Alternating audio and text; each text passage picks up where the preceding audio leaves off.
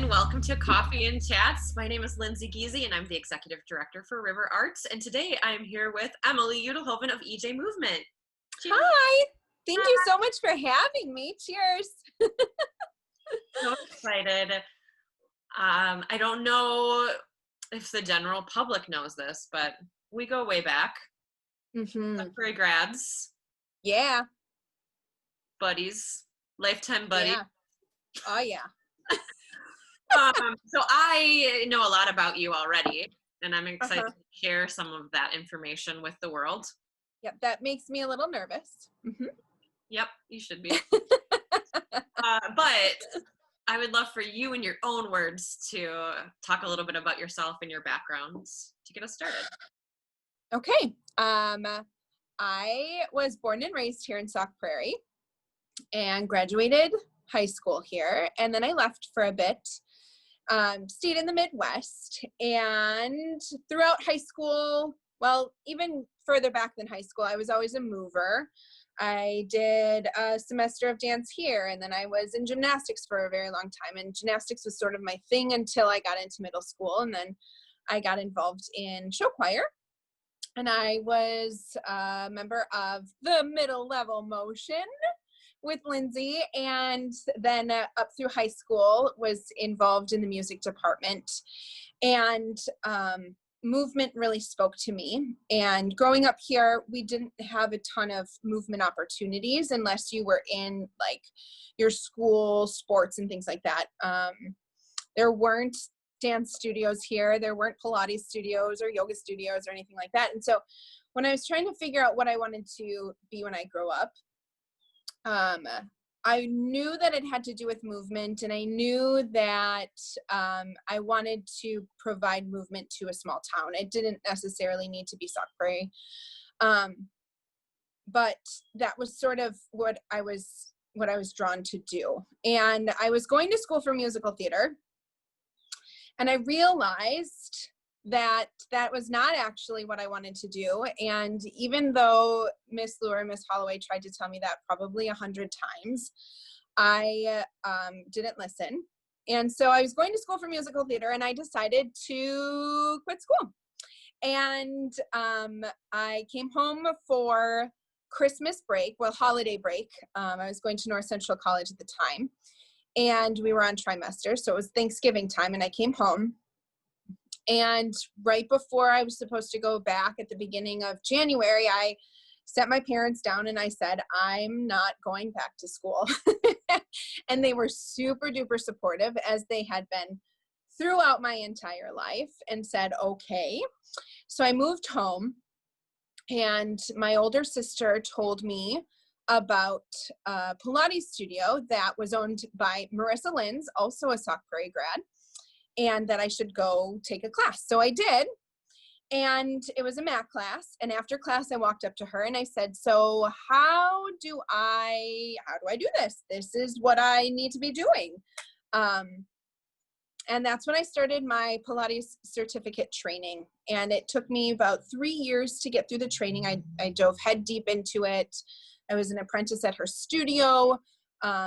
And at the same time, I had then gone back to school and got my bachelor's from UW-Madison in dance. And I chose that program because it was really kinesiology based, so how the body works. So that fit really, really well into the career path that I was already on. So I got my degree from Madison, and then I had my Pilates certificate. And throughout all of that, I reconnected with my husband, Steve, who also went to Sauk Prairie, and we got married, and we decided to move back to town. And I think we moved back in December. In February, Michelle Neeson called me up and said, okay, you've been in town long enough, you're settled, we need to start doing Pilates. And that's sort of how Pilates got started here. I started in people's homes, and then I rented from a couple of spaces, including River Arts on Water. Yep. Yay. And I taught some mat classes in the beautiful gallery in the mornings, and it was wonderful. And then I opened the studio, gosh, how long ago? It must have been August of 2013 is when I moved into what is now EJ Movement on Water Street here in Prairie du Sac. Uh, And the rest is history. so thanks, Michelle, for pushing Emily to Right. start here. But when you used to teach here in the gallery, it was so funny because I remember that we had a bead group meet sometimes, like in the evenings before you would teach the next morning. And I was always so worried that there pins would be found on the floor during your Pilates class. No, not once. That's fine. Okay, good. And definitely we'd cleaned our floors more often when you were here. Well, that's kind, when we're laying on the ground on our mats. Yeah, you're welcome. Oh, but thanks. we're happy to see you get your own space, and Yeah, not just because we didn't have to clean the floors anymore, but right. right. That was a really good summary of your life. Well done. Thanks. Good bullet points. Do you miss performing? Absolutely. Mm-hmm. For sure. I miss the preparation that goes, the rehearsal, more than I miss the actual act of performing. But I do miss being on stage for sure. Which is why it was no surprise that you crushed it in the first Dancing with the Stars. People still talk about that. If you haven't seen that, I'm sure we still have the video up somewhere on our website. Oh, goodness. YouTube. Check it out. I'm going to do some favorites here. Okay. What's your favorite musical currently? Oh my goodness. Currently my favorite musical, I think, is Last 5 Years. That's a good one. It is a good one. Good one. I still feel bad for your parents to this day because of how much you and I used to sing Miss Saigon in your room when we were in middle school. Yeah. In all the parts. Every part. Every part. We shouldn't have been singing any of the parts, probably. I'm sure it was perfectly in tune. I have to remember to ask them about that experience because we were just belting it out, like. Oh, well, we were professionals, weren't we? For sure. Yeah. So, good time. You post a lot of the different yummy foods that you cook, and they've always been delicious. But what's one of your favorite things to make? One of my favorite things to make would for sure be the chicken meatball recipe that I have adapted from Rachel Ray. Ooh. Yeah. That's sort of a family favorite. Whenever we have a special something happening, like Steve's birthday or whatever, that's sort of my go-to. That was actually the meal that I cooked the night that we got engaged. That's right. It was my mom's birthday, and I was cooking it for my mom's birthday. I didn't know I was getting engaged. And that was the night I got engaged. So if you're single out there and want to get engaged, cook those meatballs. Maybe they're chicken meatballs. They're great. I'll post them in the next couple weeks. If you don't have the recipe, it's coming. Thank you. You kind of answered this. There'll be another surprise. If you weren't teaching Pilates, what would you be doing? I don't know. I don't know what I would be doing. Well, I guess when I was in college, prior to figuring out Pilates, even though I was going to school for musical theater, what I really wanted to do was be a stay-at-home wife and mom, because I think that's a really rewarding career that doesn't get enough credit. So I think I'm going to stick with that. I think I'd go back to that goal. Steve better start hustling. If you could run away somewhere, where would you go?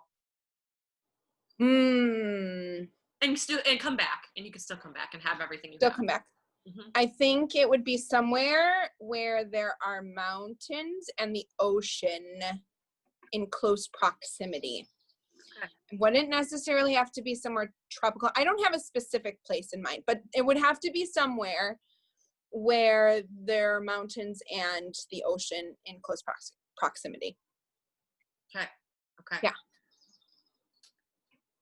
Okay, now we're gonna shift a little bit, not into like serious stuff, but Oh. all types of businesses are going through changes at this time. And I wonder if you could talk a little bit about, I guess, how your work has evolved from March until now. Sure. How are things going? Sure. Well, I have an amazing client base they're all very super supportive. And they have helped push EJ movement through. When this all started sort of coming down and businesses were talking about closing and all of this, I, along with a lot of people in my industry, went online, and we started teaching virtual classes live in person, well, not in person, but live through, different outlets. I use Zoom. And so I offered group classes via Zoom during that time, also private lessons. So if a client was taking a private lesson beforehand, we could continue that through the platform Zoom. And that is still happening. However, I've started to teach private lessons in studio. Not as many hours as I had been, because I want to do the most to keep my clients safe. But it's been an interesting shift to teaching online, not being able to be face-to-face with my clients and or hands-on. That is, to me, a very important part of what I do. And I think that's my biggest challenge right now, is now that the clients are coming back, I'm not able to touch them and help adjust and give them that sort of outside feedback of what's happening. And I think that's the biggest challenge. When you are teaching virtually, out of habit, do you still like say stuff like "keep breathing" or like? Oh yeah, absolutely. Yeah. Is that you don't know for sure if they're doing or not, but But I can almost guarantee, because I've been teaching a lot of my clients for a while now, I can almost guarantee that the things that I'm saying apply to them just from history.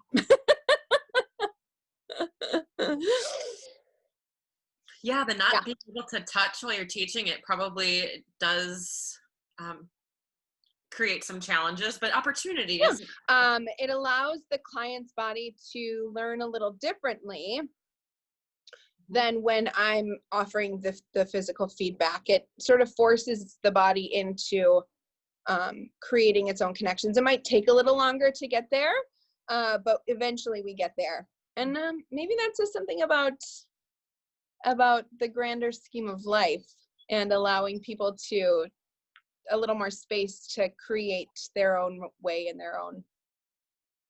Interesting. These chats are profound sometimes. The discovery. So I know, especially when you're working one-on-one with a client, that it's almost an intimate thing. Like you really get to know your clients very well. And a lot of the personal issues or things that they're going through impact their workout and where they're tight in their body and different things. So I know that people share a lot with you, and you're a great listener. During this time, what would you say are some of the biggest concerns, like general concerns, that your clients are having? Like what are people going through? What do you feel like you're helping the most with?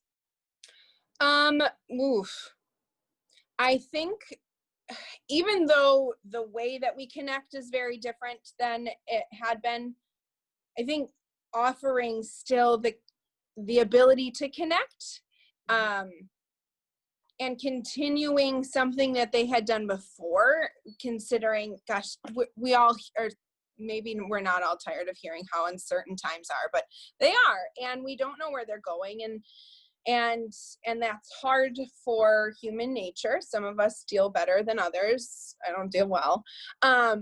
But it offers just a little bit of a familiarity, I think, for clients to bring through as we're sort of navigating how things are shifting and how quickly things are shifting. So I think that's it.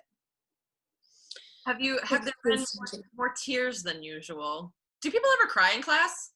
Oh, yeah.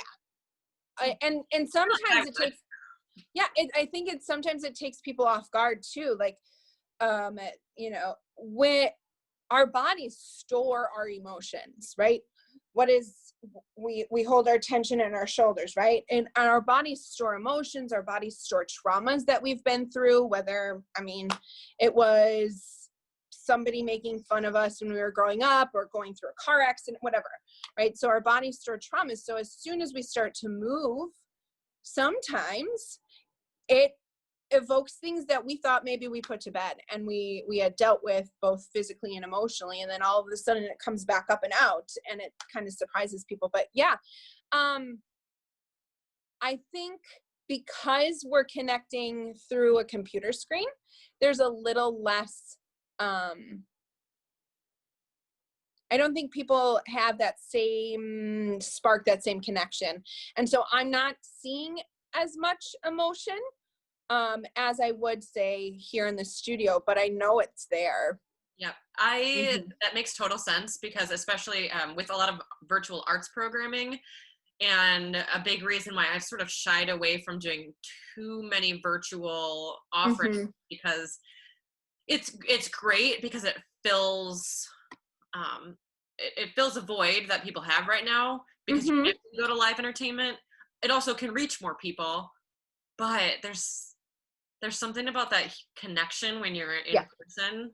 Yep. That's like nothing else. And it could be the exact same, like the performance could be exactly the same. Yep. But it's not.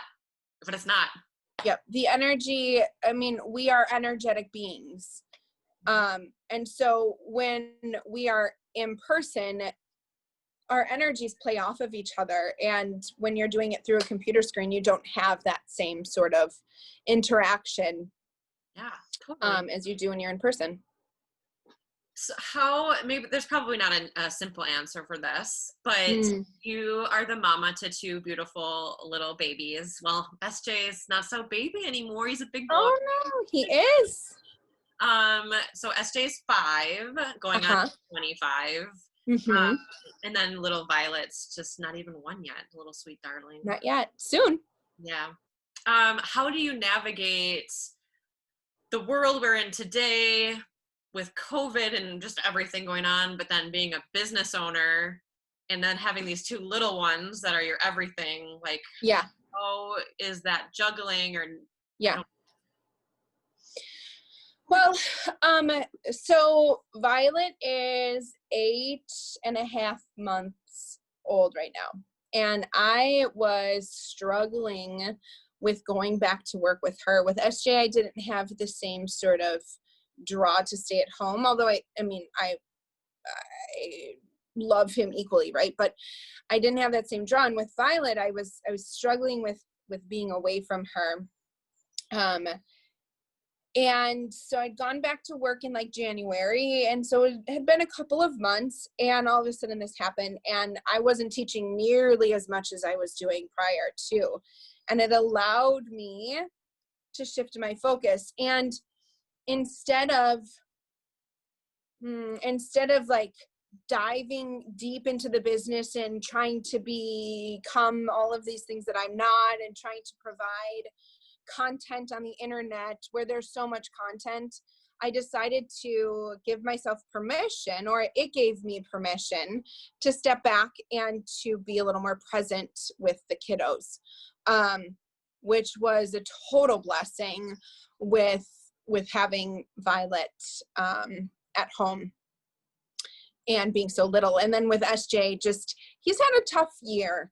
And we've had some losses in the family, and then all of a sudden this COVID thing happened. And so I think it was important for him to have family close. And I think that gave us, it gave us the ability to be closer to our kids and help sort of just be there, right?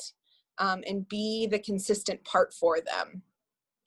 does he understand what's going on? Does he ask a lot of questions or? Yeah, I think as much as a 5-year-old brain can, and maybe a little more, he has viral induced asthma. And so he knows what it's like to not be able to breathe. And so when we're talking about COVID-19 and this virus and how sick people get, I think he understands because of his own experience.